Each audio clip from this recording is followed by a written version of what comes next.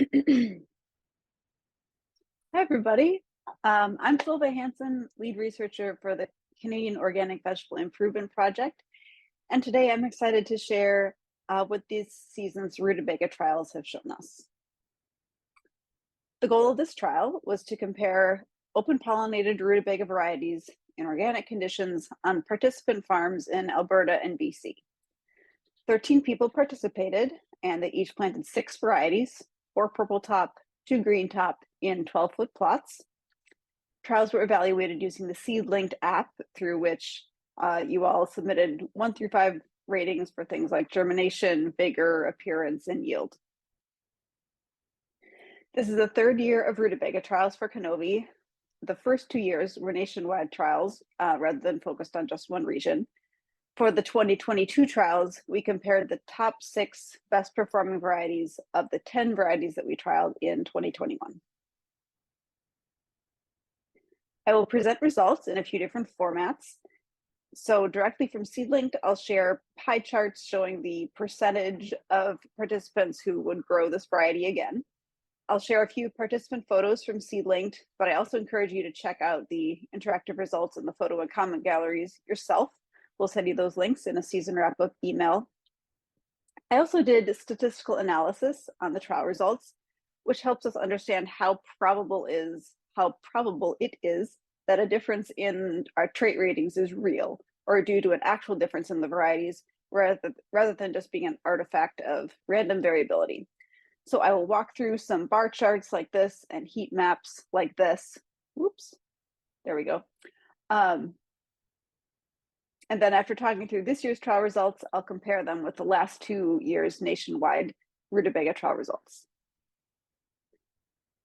So this was a regional trial. You will see that the green dots, which are the ones for the Rutabaga trial, are concentrated in Alberta and a little bit over in BC. Since there were only 13 participants, because almost everyone was in zone 2 or 3, there wasn't a real logical way to look for environmental effects using the information I have. So when we look at statistical analysis of the Rutabaga data from 2022, we found significant differences among varieties for germination and vigor, but no significant differences for the other traits. Comparing to 2020 and 2021, we found a strong effect for vigor in all years. We saw no effect for uniformity in all years, but the other traits vary from year to year in whether we found a significant difference among varieties. So this has to do with trialing different sets of cultivars each year, and of course having varied weather and different trial sites, in some cases from year to year. So how do the varieties stack up for each trait we measured? The significance of difference here is indicated by these stars. And in this heat map, you'll see that green color means high scores, yellow means middle range scores, red means lower scores. This is sorted by yield. You'll notice there's a lot of green, green and kind of light, there's a lot of, excuse me, I misspoke. There's a lot of yellow and kind of light green,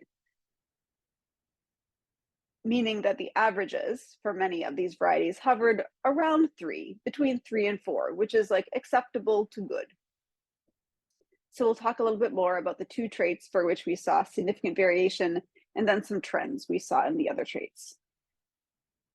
Looking at germination, we see that Laurentian and gill feather, which are these 2 with the star icons on them, were rated significantly higher for germination than Joan and Nedmorska, which are the cloudy ones here. The range of scores was from a little less than 3 to a little more than 4, so around acceptable to a little more than strong growth. Moving along the season to evaluate vigor, Laurentian and Nedmorska showed significantly higher vigor than Joan, which is the cloudy variety. Again, the range was from right around 3 to a little more than 4, so acceptable to strong. Looking back in 2021 and 2020, Laurentian and Joan, which are right here, you can see my cursor, in 2020 And then right here in 2021 were pretty average. They were neither stars, nor did they do really poorly. This Alta Suite, which did really nicely for Vigour in both years, we didn't trial this year because it didn't do well for a lot of other traits. And then Helenor scored poorly for Vigour in 2021. It's this cloud here, but it was about average in 2020. So this inconsistency in Vigour and germination could owe to using different seed lots from year to year, and in addition to having different growing conditions from year to year. Moving to the end of the season and looking at yield, we didn't find statistically significant differences in yield, but we did see some trends that we can talk about. So Laurentian and Gillfeather, these two highest bars here, did slightly better than others, but there was enough variation in the data that those differences didn't stand out as significant. Scores ranged from 2.6 to 3.8, so like a little less than sufficient to almost solid. So to summarize, I will present the varieties in order of your overall willingness to grow each variety again, which is shown in blue on this pie chart here.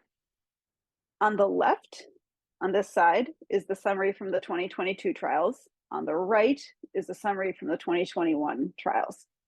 So this year, Laurentian was a bit of a star. It was significantly better than Joan for germination and vigor.